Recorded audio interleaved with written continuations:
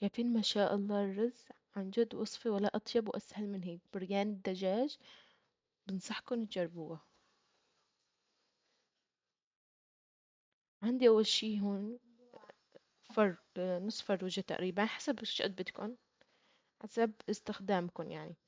هون عندي المكونات. راح استخدم معلقة صغيرة من السبع بهارات، ومعلقة صغيرة من الكاري، نص معلقة من بسلة الدجاج هي اختيارية، ونص معلقة من الزنجبيل، ومعلقة صغيرة من الملح، ومعلقة صغيرة من البابريكا، ومعلقة كبيرة بالكركم لأنه اسمه بريان الدجاج بالكركم. راح أخلط كل التوابل مع بعضهم مثل ما شايفين عندي. راح أحط نصهم على توابل الدجاج، أحط نصهم على الدجاج وأتبلهم فيهم. هاي أول مرحلة. بعدين راح أفرم البصل،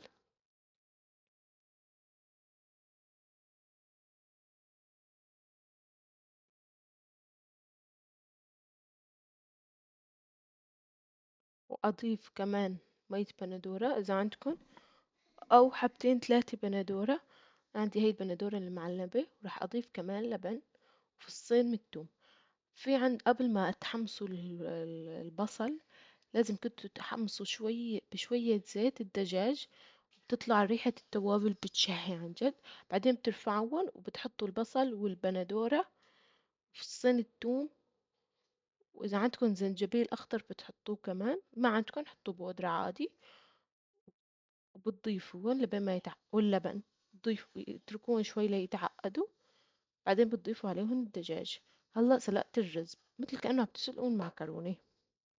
هون شايفين المرقة طلعت عند بعد. هون ما سلقت حطيت الرز، سلقته بس مدة 7 دقايق. بس غلت المي بتضيفوا الرز.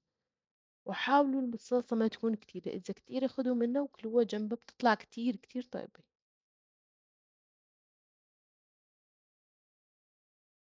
هلا راح أحط الدجاج بين طبقات الرز.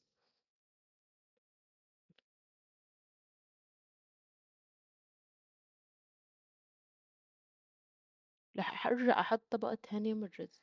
حطوا شوية مرقة. حاولوا ما تكون المي كتيرة مشان ما ينخبص معكم الرز. ولو كترت عادي اسكبوا صحن على جنب، بتطلع الصلصة ولا أطيب من هيك تاكلوها جنب البرياني.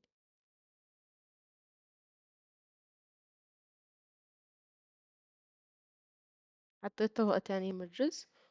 وهلا راح أحط شوية مرقة وأسكرها. أول شي على العين لمدة 5 دقايق، بعدين مدة نص ساعة على الواطي. كل ما كانت محكمة الإغلاق أحسن.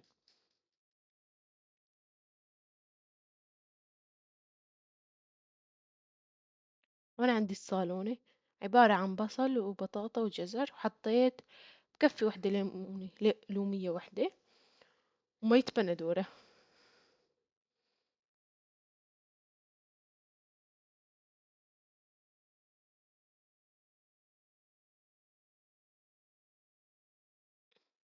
حطيت كم حباية بندورة. ضيفوا عليهم كمان هلأ مية بندورة، معجون الطماطم. شايفين شكله شلون بشهي ولا أحلى من هيك؟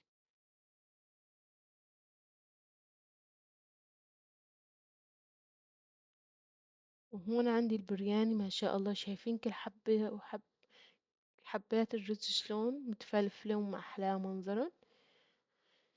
عن جد بشهوا. بشجعكم تجربوا هالوصفة، وصفة ولا أسهل وأسرع من هيك. هون عندي التقلاية عبارة عن حمص وزبيب، وفيكم تضيفوا مكسرات. هاي صحن الخضرة يا سلام جنبه. وهون عندي زاد من الصلصة كانت كتير أخدتها وباكله جنبها. أنا كتير بحب هاي الصلصة جنبها. وصحتين وهنا.